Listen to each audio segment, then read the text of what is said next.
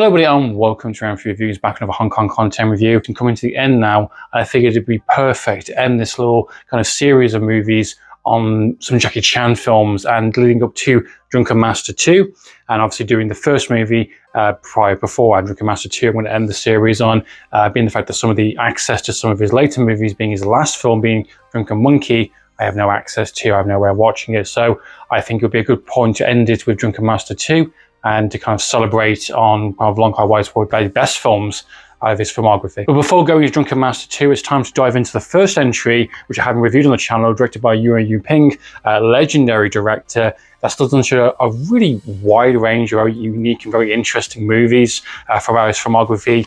Some that I'm actually a big fan of, with Tai Chi Master, which is getting a new 4K release down the line, and one of my personal favorites being Iron Monkey as well. And getting the opportunity to go back and revisit one of Jackie Chan's earliest and arguably one of his best films of his entire career has been an absolute delight. Recently rewatching this. I haven't seen this film since back when I was getting into Hong Kong movies, as mentioned, during COVID time. So this is my second viewing of Drunken Master, and I've seen so many more movies of Jackie Chan's kind of filmography, Shaw Brothers, a lot of Category 3, loads of different types of variations of Hong Kong movies in different outlets between 60s, 70s, 80s onwards kind of thing. And to revisit something like this and to think, does this film still hold up? How does it compare to some of the others? Now that I've had a bit more seasonal time taste and I've defined what I like a bit more, I'm happy to say Drunken Master is fucking awesome. It's even better than I remember it being when I first watched it initially. And one of the things I want to say is interesting about it, even though it is part of Jackie Chan's kind of very early kind of lineup of movies. You know, I've talked about very briefly with all Jackie Chan movies, with Shaolin Wooden Men, for instance, being one of my absolute favorites of his kind of career as well, very early in his career. There's quite a few that I haven't reviewed, haven't talked about on the channel, and it's because I didn't particularly like him in terms of his kind of really experimental kind of phase. You know, this is before we went to Golden Harvest, and he was still under kind of contract with Lo Wei, which is a kind of a so-and-so director. He's only done maybe one decent film that I actually like and own, which is Dragon Fist. And that's expected also to get a brand new transfer from 88 Films very soon, which I'm very excited for, because I actually did like Dragon Fist quite a lot. And then obviously Drunken Master followed that suit and drawing in massive big box office returns, making him and labeling him as the next Bruce Lee, which is what Hong Kong was desperately trying to find within Jackie Chan, and trying to find that mega star. But Jackie Chan, being smart and being the badass motherfucker that he is, and just being naturally funny and just being charming and just being extremely talented from directing, starring, producing, and creatively writing as well, taking charge of a lot of his movies when he can, and really putting these new ideas out there. Him not imitating Bruce Lee, not trying to be Bruce Lee, but being the next wave of kind of the action star, the next big kind of, you know, mega star, which Jackie Chan is internationally known. He is anyone who knows films or knows anything about the biggest stars in the world.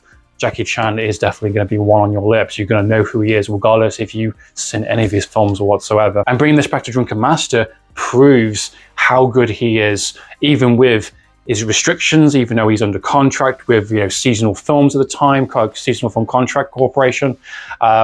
This film demonstrates his full range of talent and really utilizes everything on screen. And also the film itself is pretty fucking awesome. This is a 2-hour movie, and as mentioned, a lot of 2-hour movies within Shaw Brothers or various kind of Hong Kong movies can go one way or the other. Happy to say that this is a breezy 2-hour movie from start to finish.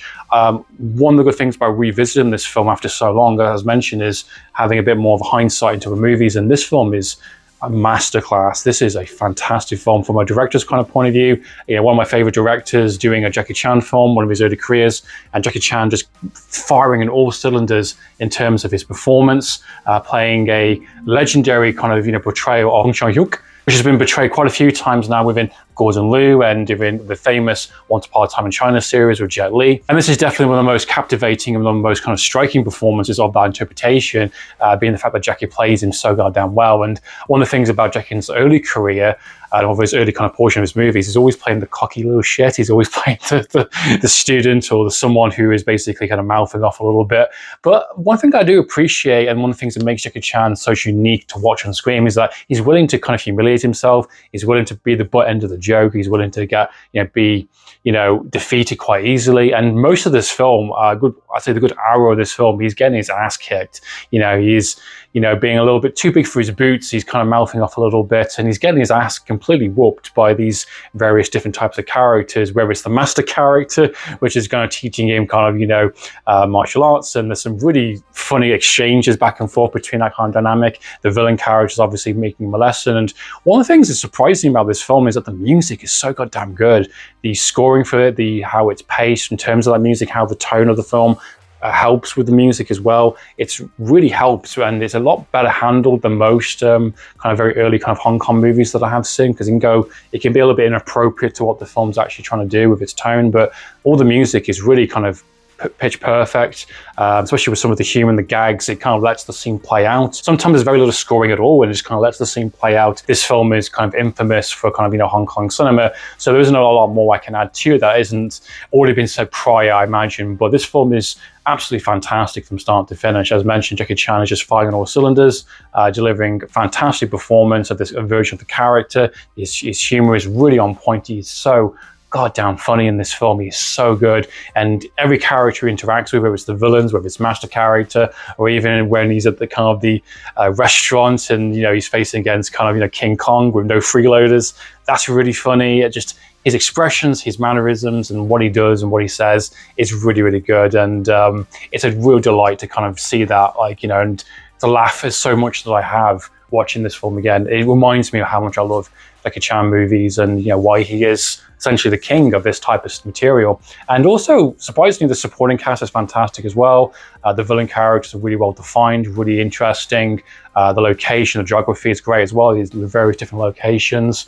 Pacing is really on point for a 2-hour movie. It doesn't feel like one. It feels very naturally kind of given with, with the kind of the hijinks, and then the training sequences, and then learning a bit more about the secret tactics from a master character with Drunken style boxing, and then you find out the various different gods and the different kind of techniques, and Jackie Chan's demonstrating that, which is absolutely brilliant, and how it all builds up to the kind of the grand finale with the big bad of the movie essentially, and him doing Drunken style fighting and doing it in various kind of different ways. It's just a delight to watch from start to finish. And Jackie Chan is just he's too cool for school, man. He's too cool for school. Things he does, things he says, so goddamn good, so fun to watch. Tom paved the way for Jackie Chan's kind of future career within Golden Harvest, doing more directing-based work with Your Master later on, doing some of the bigger movies, obviously Police Story, going away from kind of period kind of dramas and kung fu movies, and the fact he came back to doing a period movie so late into his career within the 90s with Drunken Master 2, is saying that there is something more to tell in this, and that was what I'm going to be building up to very soon. I'm really looking forward to Drunken back into this follow-up sequel, which is definitely one of my personal favorites. So yeah, what more can I say about Drunken Master that hasn't already been said? It's very difficult.